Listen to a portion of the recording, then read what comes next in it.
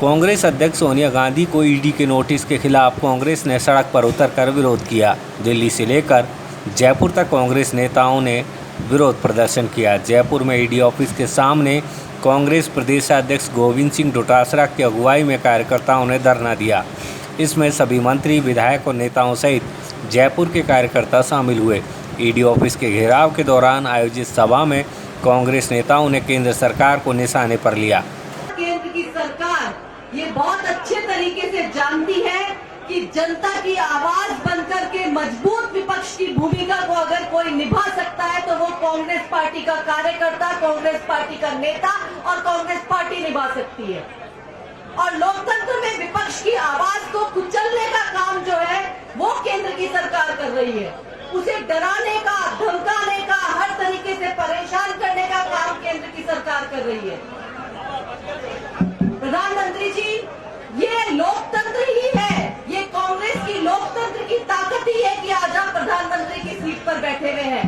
और अगर आप इस विपक्ष को इस तरीके से दबाने का काम करेंगे, लोकतंत्र की हत्या करने का काम करेंगे, तो भारत की जनता आपको माफ नहीं करेगी, उसका बहुत मजबूती से जवाब देगी। कांग्रेस का एक एक कार्यकर्ता जवाब देगा। पैसे से सरकार गिराई जा रही है, खरीद फरोख्त हो रही है, हॉर्स ट्रेडिंग हो रही है। मेरी गुजारिश है मीडिया के साथियों से भी, बहुत नम्र अनुरोध है कि ये शब्द नहीं करें कि शिवसेना का एक भी तोड़ गिरा। ये बोले डेमोक्रेसी की हत्या और एक आदमी फिर खरीदा इन्होंने। आपको सरासर जो बातें दिख रही है, हमको कम मालूम है कि कितने कितने रुपए में खरीदा जा रहा है, आपको सब मालूम है कितने रुपए की खरीद फरोख्त हो रही है। पूरी मुस्तैदी से आपको ये आवाज उठानी चाहिए, वरना देश में लोकतंत्र का खात्मा हो जाएगा, लोकतंत्र का नाम लेवा नहीं रहेगा। आप सब चुनोगे किसी और को, सरकार बनेगी किसी और की। ईडी का मामला, जो नेता बोले उसके घर ईडी का छापा कर दो, जो नेता बोले उसके इनकम टैक्स का नोटिस भेज दो। शरद पवार ने आवाज उठाई तो ईडी का नोटिस, इनकम टैक्स का नोटिस। संजय राउत ने आवाज उठाई तो उनके घर पे ईडी का नोटिस। हर जगह देश के अंदर कोई दूसरी पार्टी का नेता तो छोड़ो, बीजेपी का नेता भी आवाज उठाने को तैयार नहीं है, इतना डरा हुआ है, सहमा हुआ है। और जब बुजुर्गों से बात करते हैं, सीनियर लीडर से बात करते हैं, तो वो कहते हैं कि हमने ऐसा डरावना माहौल पूरे राजनीतिक इतिहास में कभी नहीं देखा। जो हमारी संस्थाएं खड़ी की जाती हैं कांग्रेस के विरोध में, और इसकी आड़ में लेते हुए देश में एक ऐसा फैसला सौंप दिया जाता है जिसपे ये पूरा प्रदेश, पूरा देश सोचने के लिए विवश हो जाता है। पिछले दिनों में आपने देखा जब ईडी का नोटिस माननीय राहुल गांधी जी को मिला, उसी दौरान अग्निपथ योजना लाई गई थी। कहां ये 2 करोड़ युवाओं को रोजगार देने की बात करते थे और उन बातों को गौण करते हुए कि देश का कोई भी व्यक्ति उन बातों के ऊपर चर्चा ना करे और उनका ध्यान दूसरी तरफ भटकाया जाए, और अग्निपथ ला दिया गया। आज हमें सोचने पर मजबूर है, आज देश के युवा का भविष्य कैसा है ये हमें सोचना होगा। 4 वर्ष के अंदर वो फौजी भी बन जाएगा और आपके घर में आ जाएगा, और ऐसी उम्र के अंदर जब उसकी पढ़ने वाली उम्र होगी तो वो पढ़ भी नहीं पाएगा। ये हमें सोचने का विषय है। दूसरी तरफ ये कहते हैं कि कांग्रेस ने क्या किया। मैं यहाँ मौजूद सभी कांग्रेस के जनों को कहना चाहती हूँ, पिछले दिनों आपने देखा है कि बीजेपी के सरकार के द्वारा इस देश के अंदर अन्न के ऊपर, खाद्य पदार्थों के ऊपर भी टैक्स लगाया गया। कांग्रेस पार्टी ने यह नहीं किया था, लेकिन जो व्यक्ति भूखा सोता था तो उसके खाने का अधिकार दिया था, उस भूखे को भूखा नहीं सोने दिया था। यह कांग्रेस पार्टी ने किया था, और इन्होंने परोसी हुई थाली में से उसे निकालने का काम किया है वो खाना, तो वो बीजेपी की सरकार ने किया है। साथी विधायक कह रहे थे कि ये ईडी नहीं है, ये नरेंद्र मोदी की कीड़ी है। ये अब ईडी वो ईडी नहीं रह गई। धर्मेंद्र राठौर जी ने सही बात कही कि पूछताछ में कोई बुराई नहीं है। अगर आपको कोई बात का शक है तो आप पूछ सकते हैं, लेकिन अब कांग्रेस ने जो इस देश को इंस्टीट्यूशन दिए, इस देश को व्यवस्था दी, ना वो इंस्टीट्यूशन बचे, ना वो व्यवस्थाएं बची। हर बार इनका एक सवाल होता था कि 60 साल कांग्रेस ने राज किया, कांग्रेस ने देश को क्या दिया। साथियों, कांग्रेस ने लोकतंत्र को और देश के लोगों को इतना मजबूत बनाया कि जब देश के लोगों ने सोचा कि चलो अब एक चाय वाले को प्रधानमंत्री बना दिया जाए, तो एक चाय वाले को उठा के प्रधानमंत्री बना दिया। इतनी ताकत इस देश के आमजन को देने का काम 60 साल में कांग्रेस पार्टी ने किया। आजादी की लड़ाई तो आप सबने किताबों में पढ़ी, और आज उन्हीं सब इंस्टीट्यूशन को, उसी लोकतंत्र को कमजोर करने का काम भारतीय जनता पार्टी कर रही। लेकिन आज उससे भी अलग विषय है। ये काम तो 9 साल से कर रहे हैं, लेकिन आज विषय दूसरा है। आज विषय यह है कि मैडम सोनिया गांधी जी को ईडी ने तलब किया है,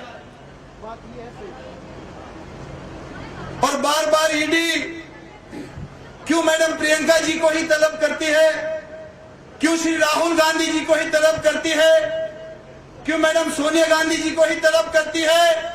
ये सोचने की बात है। ये सोचने की बात यह है, और इसलिए है कि कांग्रेस पार्टी को, कांग्रेस पार्टी के कार्यकर्ताओं का हौसला तोड़ने की कोशिश कर रहे हैं ये लोग, क्योंकि ये डर रहे हैं।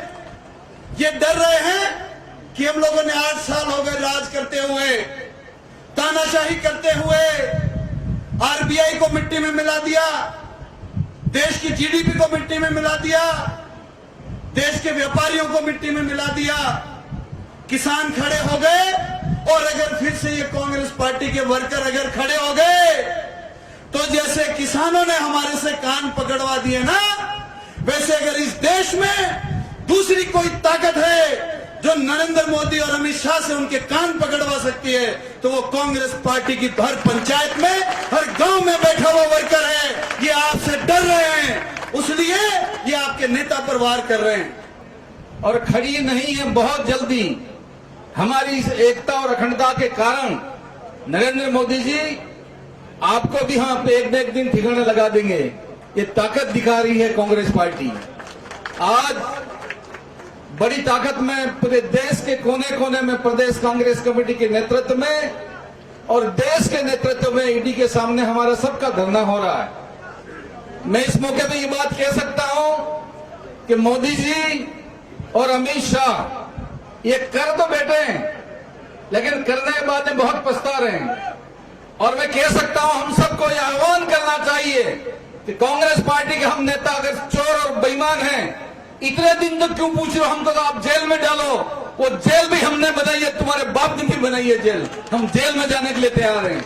ये आह्वान पूरे देश में उठ जाना चाहिए। वातावरण पूरे देश में गर्म हो चुका है, कोई मामूली वातावरण नहीं है।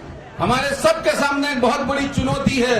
इस चुनौती को कांग्रेस पार्टी आज स्वीकार करती है और आह्वान करती है। कांग्रेस पार्टी में कह सकता हूं कि आइए हम सब एकजुट होकर, जिस कांग्रेस पार्टी ने इस मुल्क को बनाया, इस देश ने सब कुछ बना के दिया है, कांग्रेस पार्टी ने सब कुछ बना के दिया है।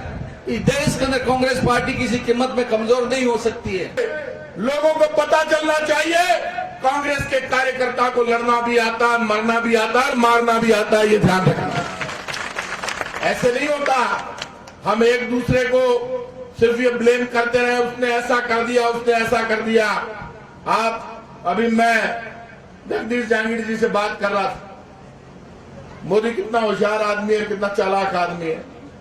आप मुझे ये बता दो, 21 तारीख को सोनिया गांधी जी की डेट पहले ही तय हो गई थी।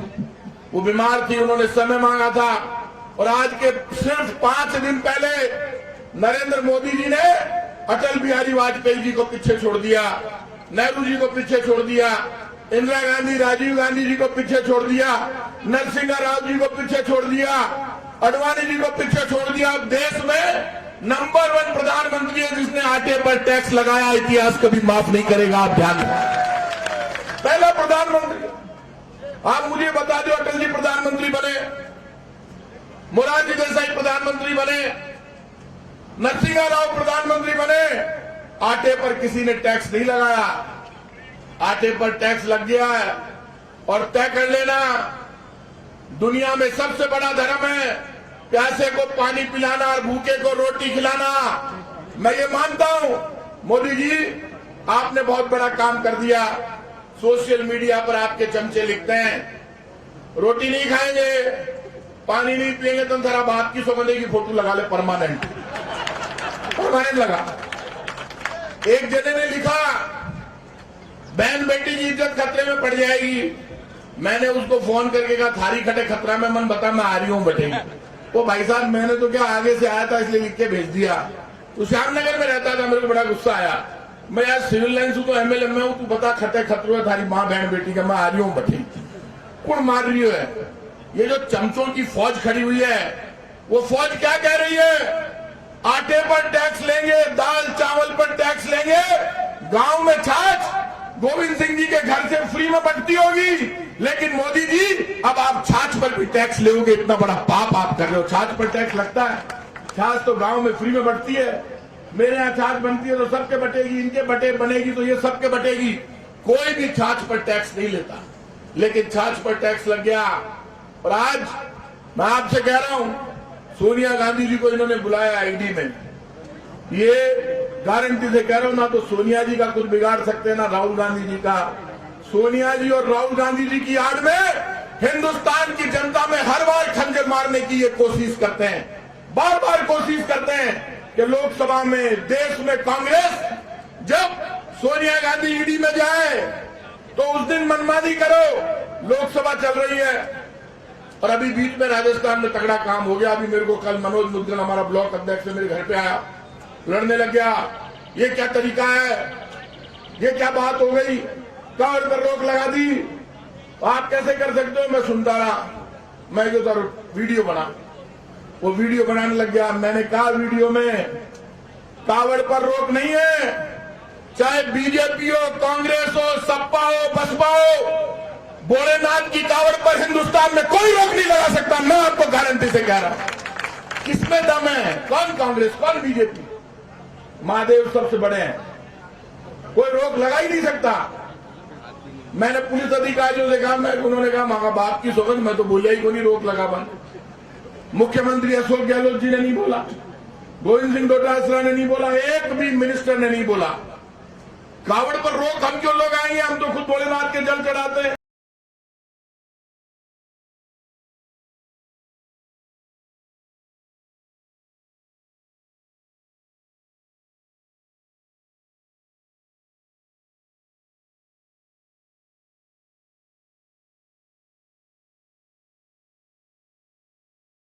बार बार कहती है नेशनल इन्वेस्टिगेशन एजेंसी। बीजेपी के लोग बहस करते हैं नेशनल मीडिया पे, पीएफआई में कहीं है, पीएफआई मान दो पता ही को नहीं। मैंने पूछा क्या है, बोले ये पॉपुलर फ्रंट ऑफ इंडिया। मैंने कहा हमारा संगठन नहीं है, तेरे को तेरे बाप और दादा दोनों की सौगंधे रोक लगा दे, हमारा क्या लेना देना है, बंद कर उठाकर। उन्होंने ऐसे व्यक्तियों के ऊपर, उनके गिरेबान के ऊपर कीचड़ उछालने का कुप्रयास कर रहे हैं, बदनाम करने की कुचेष्टा कर रहे हैं, साजिश रच रहे हैं, डराने और धमकाने के लिए संवैधानिक संस्थाओं का दुरुपयोग कर रहे हैं। और ऐसे एक देश के वीर सपूत, जिसका साहस, जिसकी निडरता पूरे हिंदुस्तान के लोग नहीं बल्कि विदेश के लोग भी जानते हैं, पूरी दुनिया जानती है, और उसका नाम है राहुल गांधी। उसके ऊपर गिरबान पे हाथ डालने की इन्होंने केस की। इनके पास में 8 साल में कुछ नहीं मिला। यूपीए सरकार हमारी 10 साल रही, उससे पहले भी कांग्रेस के शासन रहे, देश के प्रधानमंत्री राजीव गांधी जी भी रहे, इंदिरा जी भी रही, मनमोहन सिंह जी देश 10 साल तक रहे, नरसिम्हा राव जी रहे। एक चीज वो नहीं ला पाए जिससे ये कांग्रेस और कांग्रेस के लोगों को और उनकी सरकार के ऊपर अंगुली उठा सके।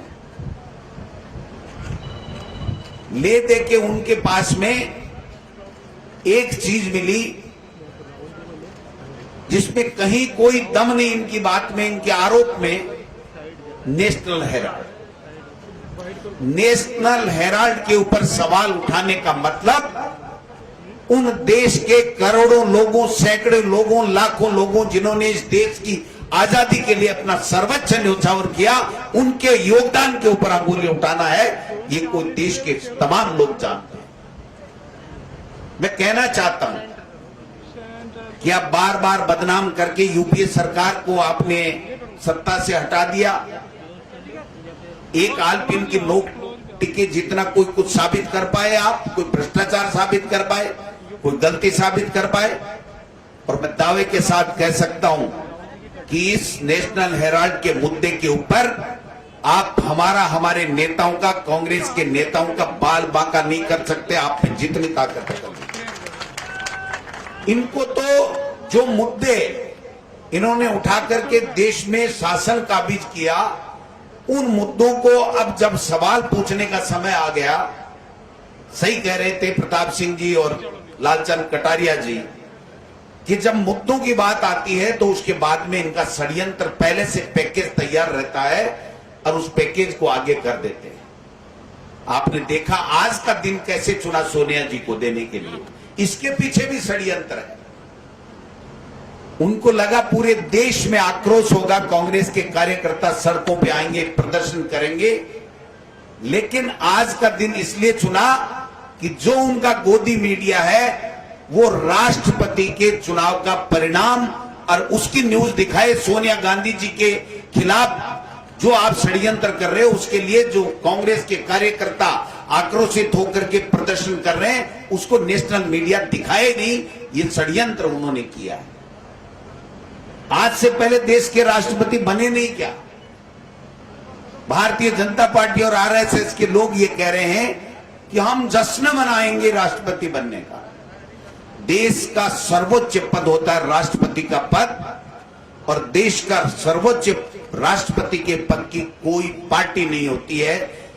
अपनी अपनी विचारधारा से लोग अपना अपना कैंडिडेट खड़ा करते हैं और जीतता वो पूरे देश का राष्ट्रपति होता है। और हमने तो यही माना था कि देश का प्रधानमंत्री भी चुनने के बाद में, चाहे वो किसी पार्टी विचारधारा को मानने वाला व्यक्ति हो, वो देश का प्रधानमंत्री होता है।